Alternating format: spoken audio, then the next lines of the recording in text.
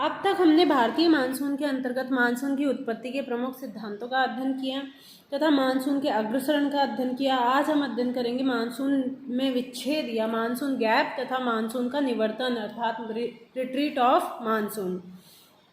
तो सबसे पहले हम शुरू करते हैं मानसून में विच्छेद। मानसून में विच्छेद या मानसून गैप, इसका मतलब होता है कि मानसून काल में वर्षा के आर्द्र दौर व शुष्क दौर आते रहते हैं। लंबे शुष्क दौर को मानसून विच्छेद कहा जाता है। यह वह स्थिति है जब एक या दो या फिर कई सप्ताह तक वर्षा ना हो। अर्थात मानसून गैप से क्या तात्पर्य है कि हम देखते हैं कि भारत में जो मानसूनी वर्षा होती है वो लगातार नहीं होती, बल्कि मानसूनी वर्षा के मौसम के दौरान कई बार ऐसा समय आता है जब एक सप्ताह तक या 7-7, 8-8 दिनों तक बिल्कुल भी बारिश नहीं होती। तो इसे ही मानसून गैप की संज्ञा दी जाती है।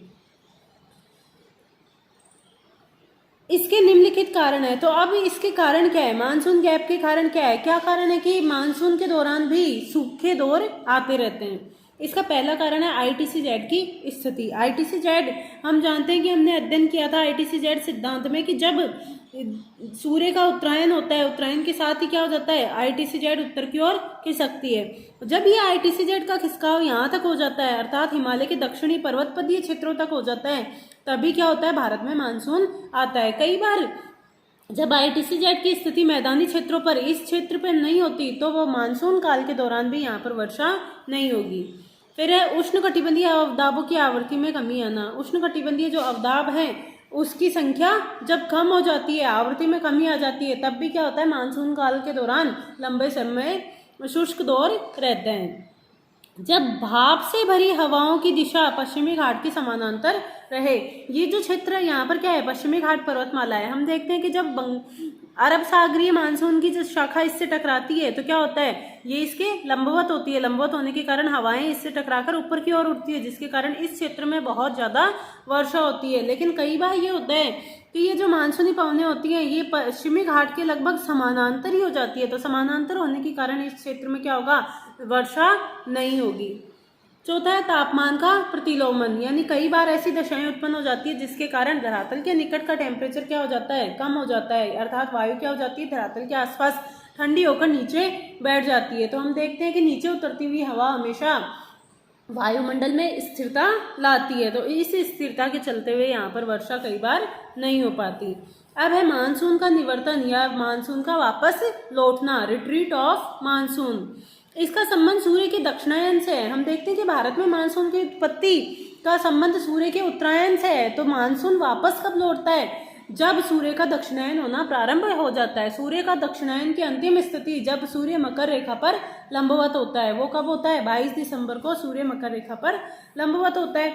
तो जैसे जैसे सितंबर के बाद सूर्य क्या होता है, भूमध्य रेखा से दक्षिण की ओर जाने लग जाता है, अर्थात सूर्य का दक्षिणायन हो जाता है। तो सूर्य के दक्षिणायन के साथ साथ ही क्या होता है, पहला है शीतकाल में पश्चिमोत्तर भारत में उच्च दाब का विकास होना। ये जो पश्चिमोत्तर भारत है, इस क्षेत्र में क्या होता है, जब मानसून की उत्पत्ति होती है लो प्रेशर क्षेत्र ये बन जाता है। लेकिन जैसे ही सूर्य का दक्षिणायन होगा वैसे ही यहाँ पर क्या हो जाएगा, टेम्परेचर क्या हो जाएगा, कम हो जाएगा, जिसके कारण ये जो क्षेत्र पहले लो प्रेशर का था अब यहाँ पर हाई प्रेशर क्षेत्र निर्मित हो जाता है, जिसके कारण क्या होगा, जो मानसून है वो वापस लौटने लगेगा। ITC-Z का दक्षिण की ओर स्थानांतरण, शिफ्टिंग हो जाती है ITC-Z की दक्षिण की ओर। कैसे होती है, सूर्य के दक्षिणायन के साथ ही जो ITC-Z जो मुख्यतः भूमध्य रेखा के निकट स्थापित होती है, जहाँ पर क्या होगा, उत्तरी पूर्वी व्यापारिक पवनें और दक्षिणी पूर्वी व्यापारिक पवनें मिलती है। तो जैसे ही सूर्य का दक्षिणायन होगा ITC-Z क्या होगा, दक्षिण की ओर खिसकेगा।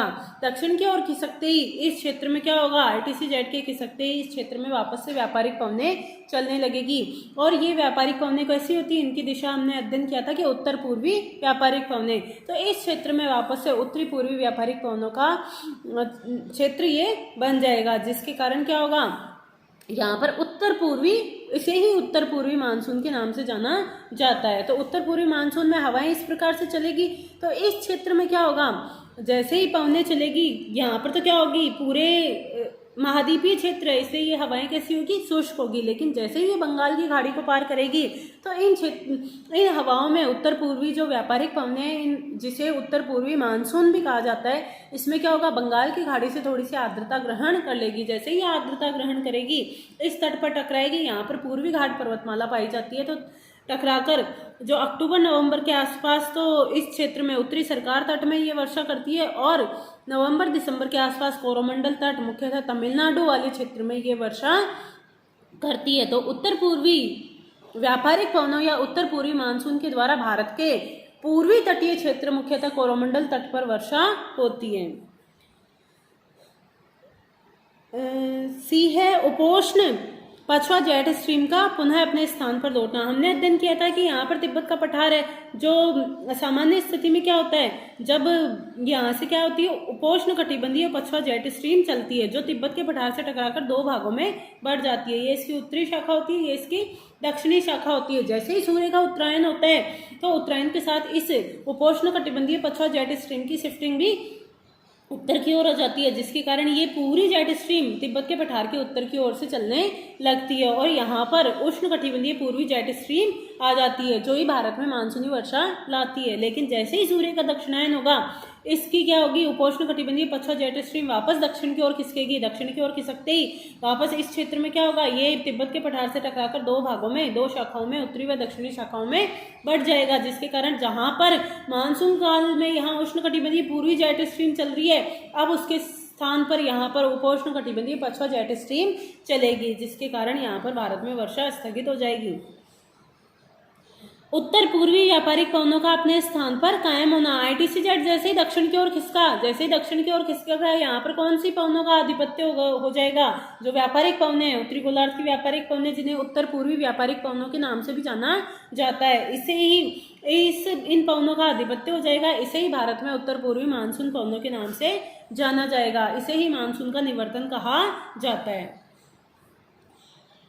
उत्तर पूर्वी व्यापारिक पवनों का अपने स्थान पर कायम होना। मानसून का निवर्तन भी चापाकार आकृति में होता है। हमने देखा था कि जब भारत में मानसून प्रवेश करता है तो वो भी चापाकार आकृति में प्रवेश करता है। सबसे पहले भारत में मानसून अंडमान निकोबार द्वीप समूह व पूर्वी भारत में प्रवेश करता है, और केरल वाले ये जो क्षेत्र होता है तमिलनाडु वाला, इस क्षेत्र में प्रवेश करता है, और धीरे धीरे मानसून चापाकार आकृति में इस तरीके से आगे बढ़ता है, और सबसे लास्ट में लगभग 15 जुलाई के आसपास ये पश्चिमोत्तर भारत में प्रवेश करता है। तो मानसून का जो निवर्तन होगा, यानी मानसून वापस लौटेगा, तो भी इसी चापाकार आकृति में वापस लौटेगा।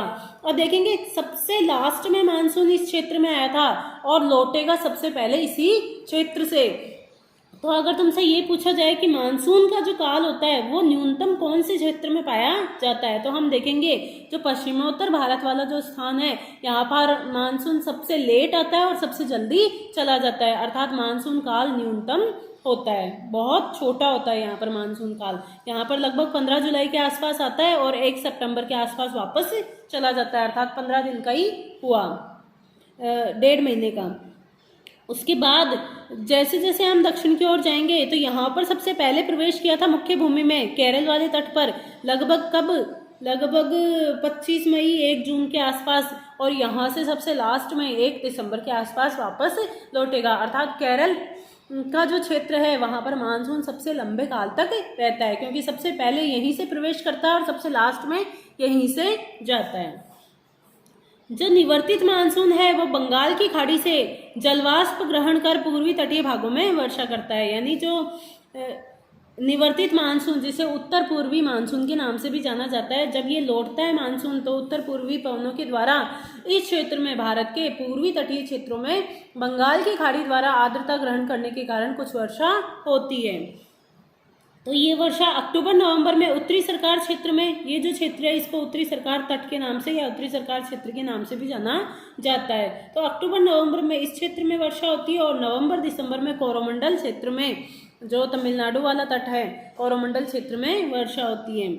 अक्टूबर नवंबर में उत्तरी सरकार क्षेत्र में, जबकि नवंबर दिसंबर में तमिलनाडु तट, मुख्यतः ये याद रखने की चीज़ है कि तमिलनाडु पर जो वर्षा होती है, तमिलनाडु क्षेत्र में कोरोमंडल तट जो है वो लौटते हुए मानसून द्वारा वर्षा प्राप्त करता है। और इसी क्षेत्र में कौन सी नदी, कावेरी नदी भी प्रवाहित होती है। तो कावेरी नदी को ग्रीष्मकालीन मानसून से भी जल प्राप्त होता है और लौटते हुए मानसून यानी जिसको शीतकालीन मानसून के नाम से जाना जाता है उसके द्वारा भी जल प्राप्त होता है।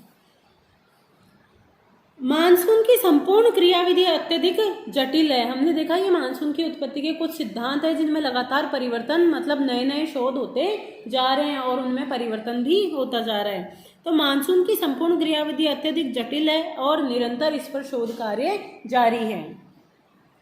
अब नेक्स्ट हम पढ़ेंगे मानसूनी वर्षा का वितरण।